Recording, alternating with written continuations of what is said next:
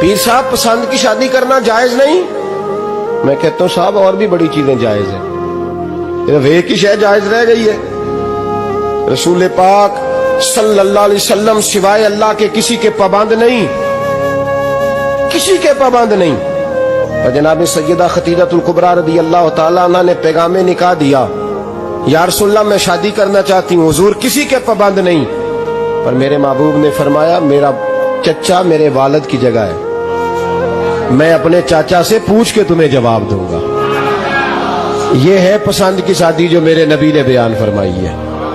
تو سارا کچھ کراس کر کر کے گزر جاتا ہے، یہاں تو حال یہ ہے کہ پالنے والا کوئی اور سائے میں بیٹھنے والا، باغ تیرے دی کر کر راکھی میں ساری عمر گزاری، تو جدوں اے پھل پکن تے آیا تے لے گئے ہور بپاری۔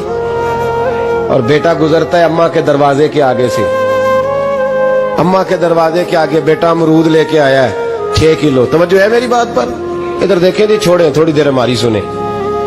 وہ امرود لے کے آیا 5-6 کلو، تو اماں کے دروازے کے قریب سے گزر گیا رات کو،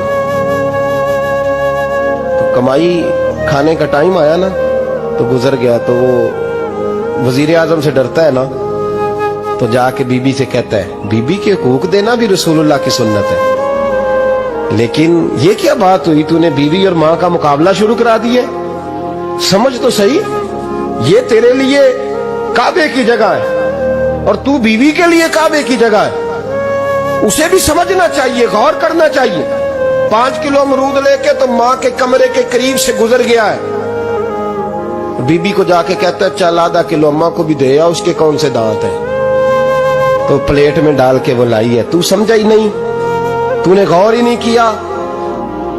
بندہ تو وہ ٹھیک نہیں تھا، نیپولین، تو کسی نے اس سے پوچھا تھا بتا زندگی میں پیسے لینے کا مزہ کب آیا؟ اس نے کہا کہ مجھے مزہ تب آتا تھا کہ میں اپنی ساری کمائی لا کے اپنی اماں کے ہاتھ پہ رکھتا تھا، اور پھر جب میں اپنی ماں سے تھوڑا تھوڑا خرچہ لیتا تھا نا، تھوڑا تھوڑا، توجہ ہے میری بات پہ؟ اماں جی 10 روپے دے آجے، کہتا جب میں تھوڑا تھوڑا خرچہ لیتا تھا نا تو مجھے یوں لگتا تھا جیسے میں بادشاہ وقت کے سامنے کھڑا ہوں اور وہ خزانے کا منہ کھول کھول کے مجھے دیتا جا رہا ہے۔ تو اس ذائقے کو سمجھ تو صحیح بھائی، تو اس کو سمجھ تو صحیح بھائی، یاد رکھیں اور غور کریں۔ ماں اور باپ، اور پھر یہ بھی سن لیں، نبی پاک صلی اللہ تعالی علیہ وآلہ وسلم نے ماں باپ کے لیے فرمایا ہما جنتک و نارک، یہی تیری جنت ہے اور یہی تیرے لیے جہنم ہے۔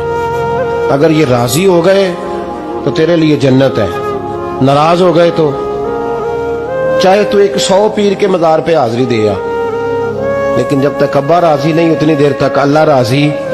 یہ حدیث پاک ہے، حضور نے فرمایا جس کے والد راضی اس کا اللہ راضی، اور جس کا باپ ناراض اس کا اللہ، ہاں بے شک۔ اب یہ حدیث